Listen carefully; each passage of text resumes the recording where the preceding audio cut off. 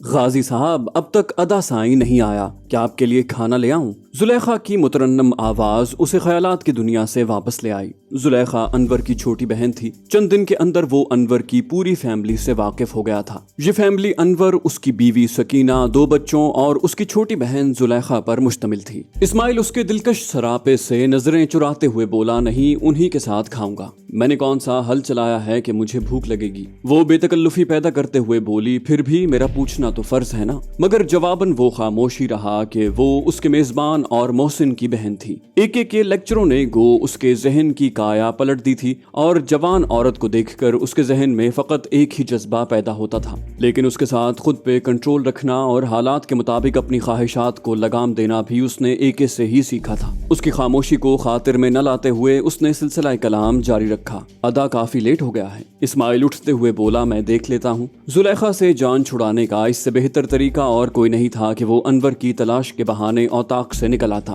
یوں بھی انور کے ساتھ ایک مرتبہ وہ اس کی زمینوں تک جا چکا تھا اور ابھی وہاں تک جانا اتنا مشکل مرحلہ نہیں تھا، مگر اس سے پہلے کہ وہ اوطاق سے باہر نکل پاتا، اوطاق کا بیرونی دروازہ ایک جھٹکے سے کھلا اور انور لڑکھڑاتا ہوا اس حالت میں اندر داخل ہوا کہ اس کے ماتھے سے خون بہہ رہا تھا۔ اس کی حالت دیکھتے ہی زلیخا پریشانی کے عالم میں اس کی جانب بڑھی۔ ادا؟ اسماعیل بھی اس کی حالت دیکھ کر پریشان ہو گیا، یہ کیسے ہوا؟ انور کندھے پر رکھی اجرک سے اپنے ماتھے کا خون صاف کرتے ہوئے بولا، کچھ نہیں زلیخا، بس چھوٹا سا زخم ہے۔ مگر اس کے اجرک کے سائیڈ پر کرتے ہی خون پھر رسنا شروع ہو گیا۔ اسماعیل پوچھنے لگا، ادا چوٹ کیسے لگی ہے؟ وہ بولا، بیٹھو بتاتا ہوں۔ اسماعیل سے کہہ کر وہ زلیخا سے مخاطب ہوا، زلیخا تم جاؤ، کوئی صاف پٹی اور مٹی کا تیل لے آؤ تاکہ خون رک جائے۔ اسماعیل نے مشورہ دیا، حکیم صاحب کو بلا لاؤں؟ وہ بولا، نہیں، اتنا بڑا زخم نہیں ہے، خامخواہ اسے تکلیف مت دو۔ اسماعیل نے کہا، تکلیف کیسی ادا، اس کا تو کام یہی ہے، یوں بھی کون سا رات کا وقت ہے؟ یہ کہتے ہوئے اسماعیل اس کا جواب سنے بغیر اوطاق سے نکل آیا۔ اس کا رخ حکیم کے مطب کی طرف تھا۔ تھوڑی دیر بعد حکیم انور کے زخم کا معائنہ کر رہا تھا۔ حکیم انہیں تسلی دیتے ہوئے بولا، کوئی سیریس بات نہیں ہے، لیکن خیال کرو اس جگہ پہ لگی چوٹ موت کا سبب بن سکتی ہے۔ انور مسکراتے ہوئے بولا، کون سا میں نے خود لگائی ہے حکیم صاحب؟ حکیم سرسری لہجے میں مستفسر ہوا، کسی سے جھگڑا ہوا تھا کیا؟ انور کا جواب بھی مجمل تھا، بولا، جی حکیم صاحب۔ اس نے پوچھا، کس سے؟ وہ بولا، خیر دین سے۔ حکیم صاحب نے حیرانی سے پوچھا، تم دونوں کے تعلقات تو کافی اچھے تھے۔ انور بولا، بس حکیم صاحب، تعلقات بگڑتے دیر نہیں لگتی۔ اور حکیم صاحب اس بات میں سر ہلا کر اپنا تھیلا سنبھالنے لگا۔ اس کے رخصت ہوتے ہی اسماعیل اس کے سامنے پڑی چارپائی پر بیٹھ گیا۔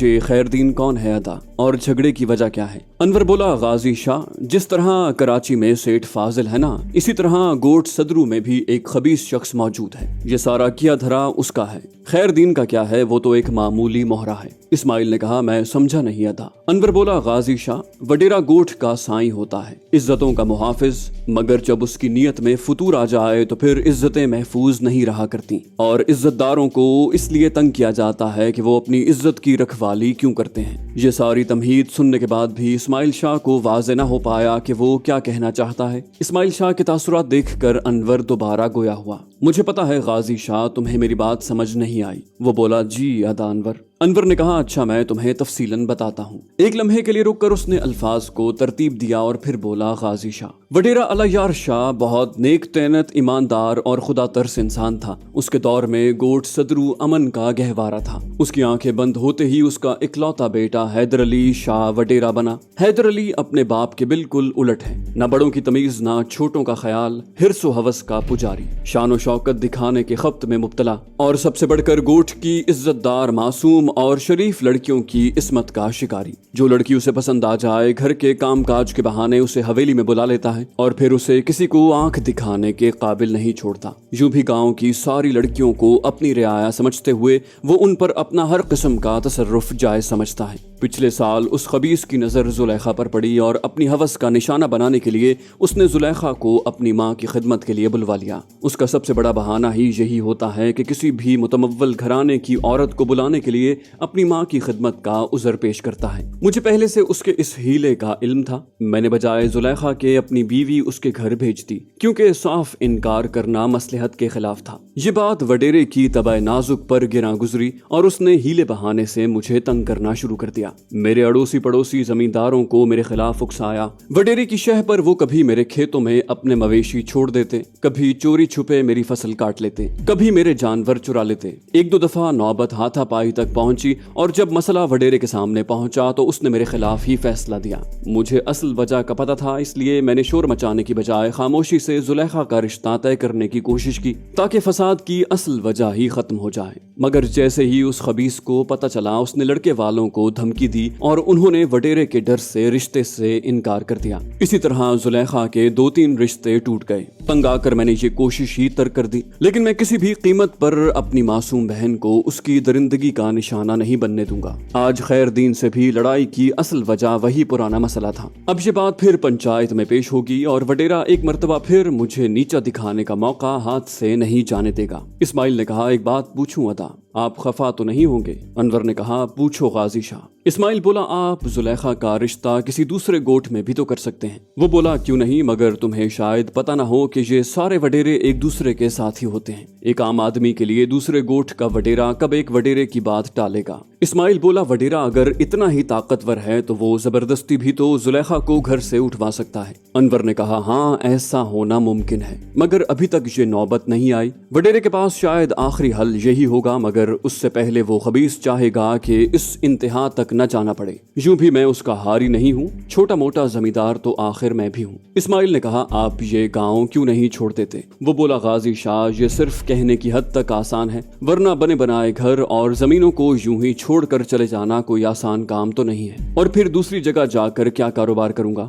رہوں گا کس جگہ؟ کھاؤں گا کہاں سے؟ اکیلا تو نہیں ہوں کہ جہاں چاہوں پڑا رہوں۔ زلیخا کو ایک وڈیرے سے بچا کر سینکڑوں ہوس پرستوں کے سامنے لا پھینکوں؟ اسماعیل نے کہا، ان مسائل کا حل تو بہت آسان ہے، آپ اپنی زمینیں اور گھر بیچ کر کہیں بھی گھر اور زمینیں خرید سکتے ہیں۔ وہ بولا، پاگل، میری چاند صورت بہن کا رشتہ لینے کو کوئی تیار نہیں، زمینیں کون خریدے گا؟ اس بار اسماعیل سے کوئی جواب نہ بن پڑا اور وہ خاموش ہو گیا۔ انور بولا، بہرحال تمہیں پریشان ہونے کی ضرورت نہیں، یہ مسائل اتنی آسانی سے حل نہیں ہوا کرتے۔ خلاف توقع وہ مسئلہ پنچایت میں پیش نہ ہوا اور چند دن خیریت سے گزر گئے۔ اس دوران اسماعیل کا زخم حکیم صاحب کی پٹیوں کی بدولت اچھا بھلا ہو گیا تھا۔ وہ آگے سفر کے لیے تیار ہو گیا۔ اس دن صبح سویرے جب انور کھیتوں پہ جانے کے لیے تیار ہوا تو اس نے یہ مسئلہ اس کے سامنے رکھ دیا۔ ادا انور، اب میں بالکل ٹھیک ہوں، اگر آپ کل تک میرے جانے کا بندوبست کر دیں تو۔ مگر انور کی شکایتی نگاہوں کی تاب نہ لاتے ہوئے اسے بات ادھوری چھوڑنی پڑی۔ 2-3 دن تک انتظام ہو جائے گا غازی شاہ۔ یہ کہتے ہوئے انور اوطاق سے نکل گیا۔ اس کے نکلتے ہی زلیخا تیر کی طرح اندر داخل ہوئی اور تیز لہجے میں بولی، آپ کو یہاں کیا تکلیف ہے غازی شاہ؟ وہ حیرانی سے بولا، تکلیف تو کوئی نہیں، مگر ساری زندگی یہاں پڑے پڑے مفت کی روٹیاں تو نہیں توڑ سکتا۔ وہ بولی، تو نہ توڑو مفت کی روٹیاں، ادا کے ساتھ کام پہ جایا کرو۔ اسماعیل بولا، پاگل، مجھے کب کھیتی باڑی آتی ہے؟ وہ بولی، سیکھ جاؤ گے آہستہ آہستہ۔ اسماعیل نے کہا، مگر مجھے سیکھنے کی ضرورت ہی کیا ہے؟ وہ نظریں جھکاتے ہوئے بولی، اپنے نہیں تو کسی اور کے لیے سیکھ لو۔ اسماعیل نے کہا، میں سمجھا نہیں۔ وہ بولی، غازی شاہ، اتنے بھولے مت بنو۔ وہ دوپٹہ انگلی پہ لپیٹنے لگی۔ اسماعیل شاہ بچہ نہیں تھا۔ پہلے ہی دن سے زلیخا کا التفات اس کی تجربہ کار نگاہوں سے مخفی نہیں تھا، لیکن اتنی خوبصورت اور دلکشی کے باوجود وہ اس کی منزل نہیں بن سکتی تھی۔ وہ بولا، زلیخا، میں بھولا نہیں ہوں، لیکن تم میری مجبوریوں کو نہیں جانتی۔ وہ بولی، ادا نے آپ کی ساری کہانی مجھے سنا دی ہے، اس میں کوئی ایسی بات تو نہیں ہے کہ میں اس کہانی میں فٹ نہ ہو سکوں۔ اسماعیل بولا، وہ خود میرے بارے میں مکمل نہیں جانتا، تمہیں اس نے کیا بتایا ہوگا؟ وہ بولی، جو کہانی اسے آپ نے سنائی ہے وہی سب کچھ اس نے مجھے بتا دیا ہے۔ اسماعیل نے کہا، دیکھو زلیخا، وہ تصویر کا صرف ایک رخ ہے۔ وہ بولی، تو دوسرا رخ کیا ہے؟ اسماعیل بولا، میں نے کراچی واپس جا کر اپنے والدین اور بہن کے قاتل کے خلاف زندگی اور موت کی جنگ لڑنی ہے، جبکہ وہ کراچی کا ایک با اثر شخص ہے۔ اس لحاظ سے میری زندگی کے چانس بہت کم ہیں اور میں اپنے ساتھ ایک معصوم لڑکی کی زندگی داؤ پہ نہیں لگا سکتا۔ وہ فلسفیانہ لہجے میں بولی، جس کی عزت ہی داؤ پہ لگی ہو اسے موت मौत का क्या डर। एक लड़की की इज्जत जिंदगी से ज्यादा कीमती होती है। इस्माइल ने कहा, तुम कुछ भी कहो जुलेखा, मैं। वो कता कलामी करते हुए बोली, गाजी शाह, ये याद रखना, मैं किसी गरज से आपका साथ नहीं मांग रही, बल्कि आप मुझे पहले ही दिन से बहुत अच्छे लगे हो। बमुश्किल अपना फिक्रा पूरा करके वो छपाक से घर में घुस गई, लेकिन उसके इस खुले इजहार मोहब्बत ने भी इस्माइल पे कोई असर न किया। अगर ये वाकया ट्रेनिंग से पहले पेश आया होता तो शायद वो उसे नजरअंदाज न कर सकता। अनवर ने लहलहाती फसल को एक नजर देखा। फसल कटाई के लिए तैयार थी। वो चंद दिनों तक कटाई शुरू करने वाला था। इस साल यूं भी बारिशें ज्यादा होने की वजह से फसल काफी अच्छी थी। एक छोटे से टीले पे दरख्त के नीचे बैठकर वो ताजा हवा से लुत्फानंदोज हो रहा था। सहराई इलाकों में खेतों की मुंडेरें नहीं होती और जमीन में इम्तियाज के लिए अमूमी तौर पर कोई दरख्त, सरकंडे या टीले का निशान मुतय्यन किया जाता है। उसने चिड़ियों को उड़ाने के लिए एक जोरदार आवाज निकाली और वहां से उठकर खेत के दूसरे किनारे की तरफ चल पड़ा। उस वक्त उसकी नजर अपने खेत में दाखिल होने वाली एक औरत पर पड़ी। बदन पर बड़ी सी शॉल लपेटे उसका रुख अनवर की जानिब ही था। उसके कदमों की तेजी देखकर वो चौंक गया। कुछ मजीद नजदीक पहुंचने पे वो पहचान गया कि वो खैरदीन की बेटी शाजिया थी। उससे चंद कदम पहले ही वो गिर कर तड़पने लगी। पहले तो अनवर लाताल्लुक खड़ा था, मगर उसे गिरते देखकर उसकी तरफ भागा। उसने घबराई हुई आवाज में पूछा, क्या हुआ, क्या हुआ? वो लड़खड़ाती आवाज में बोली, किसी चीज ने काट लिया है। वो उसके पांव और पिंडलियों को गौर से देखता हुआ पूछने लगा, किस जगह पर? उसने अपनी रान पे हाथ रखते हुए जवाब दिया, यहाँ। यहाँ कैसे? वो बोली, मैं रफा हाजत के लिए बैठी थी तो। वो शर्म से अपना फिक्रा पूरा न कर सकी। अनवर ने कहा, तुमने देखा नहीं, क्या चीज थी? वो बोली, देखा है, सांप था। अनवर ने कहा, अच्छा, मैं हकीम साहब को बुलाता हूँ। वो बोली, नहीं। अनवर के खड़े होने से पहले उसने उसका हाथ मजबूती से थाम लिया और रोते हुए बोली, हकीम साहब के आने तक मैं मर जाऊंगी, तुम खुद कुछ करो। वो घबरा गया। मैं क्या कर सकता हूँ? शाजिया एक जवान लड़की थी और जुलेखा की हम उम्र थी। अगर बात उसके पांव पिंडली तक महदूद रहती तो शायद वो उसके बारे में कुछ सोचता, मगर उसे सांप ने काटा ही ऐसी जगह पे था जहाँ खुद अनवर की शर्मो हया आड़े आ रही थी। गो वो उसके दुश्मन की बेटी थी, मगर थी तो औरत जात, और वो खुद भी एक जवान बहन का भाई था जिसे उसने बाप बनकर पाला था। वो औरत की इज्जत और एहतराम से अच्छी तरह वाकिफ था। वो बोली, खुदा के लिए कुछ करो, मैं मरना नहीं चाहती। अनवर बोला, अच्छा, मैं कुछ करता हूँ। अजरक कांधे से उतार कर वो उस पर बिछाते हुए बोला। वो नहीं चाहता था कि इलाज की नीयत से ही सही किसी की बहन बेटी का छुपा बदन उसके सामने जाहिर हो। शाजिया बेपरवाही से अपने बदन से कपड़ा हटाते हुए बोली, ये जगह है। अनवर का दिल अजीब अंदाज में धड़का और निगाहें शर्म से झुक गईं। वो बेबाकी से बोली, आप औरतों की तरह क्यों शर्मा रहे हैं? उसके लहजे में छुपी तकलीफ गायब थी, मगर उस वक्त अनवर अपनी गैर होती हालत के बायस इस तब्दीली पर ध्यान न दे सका। वो घबरा के बोला, नहीं तो। अचानक उसके कानों में खैरदीन की आवाज आई, शाजिया, अरे ओ शाजिया। वो घबराई हुई आवाज में बोली, अरे ये तो अब्बू की आवाज है। उसकी घबराहट अनवर के लिए अचंभे का बायस थी। उसी वक्त खैरदीन चंद आदमियों के साथ नमूदार हुआ। शाजिया ने जल्दी से उठकर अपनी शलवार दुरुस्त करने की कोशिश की, मगर जल्दबाजी में गड़बड़ा गई। अरे ये क्या है? खैरदीन की आवाज में हैरत और गुस्से के मिले जुले तासुरात थे। अनवर बोला, खैरदीन, शाजिया को सांप ने रान पे काट लिया है। मैं पट्टी बांध रहा था कि जहर बाकी बदन में न फैल जाए। खैरदीन बोला, सांप? रान? उसके लहजे की हैरत बरकरार थी। उसके साथ आने वाले दीन मोहम्मद और इकराम हुसैन खामोशी से ये तमाशा देख रहे थे। वो अपनी बेटी से सख्त लहजे में मुखातिब हुआ, तुम बताओ असल बात क्या है? वो बोली, हम प्यार करते हैं बाबा जान, और अनवर साईं मुझे प्यार करने का तरीका सिखा रहा था। अनवर उसकी बात सुनकर भड़क उठा, क्या बकवास कर रही हो? तुम्हारा दिमाग तो ठीक है। मगर खैरदीन उसकी बात नजरअंदाज करते हुए अपनी बेटी से बोला, कब से चल रहा है ये चक्कर? वो बोली, बाबा जी 6 माह हो गए हैं। खैरदीन अपने पांव से जूता उतार कर उसे मारने के लिए बढ़ा। तुम्हें हया ना आई अपने वालिद की उम्र के मर्द से मोहब्बत की पींगे बढ़ाते? दीन मोहम्मद ने उसे पकड़कर अनवर की तरफ इशारा किया, नहीं खैरदीन, इसकी गलती नहीं है, ये तो बच्ची है, असल कसूरवार तो ये है। अनवर ने सफाई पेश की, नहीं, अल्लाह की कसम, मेरा कसूर नहीं है। मगर खैरदीन के चेहरे पे नजर आने वाले तासुरात इस बात का मजहर थे कि उसे अनवर की बात पर बिल्कुल यकीन नहीं आया। वो बोला, तुमने अच्छा नहीं किया अनवर, इस बात का फैसला वडेरा साईं करेगा। आपस की दुश्मनी का बदला तूने इस सूरत में चुकाया कि मेरी कमसिन बेटी को वरगला लिया। अनवर बोला, शाजिया तुम इसे हकीकत बताओ ना, अपने बाप को असल बात बताओ, शर्माने की क्या बात है।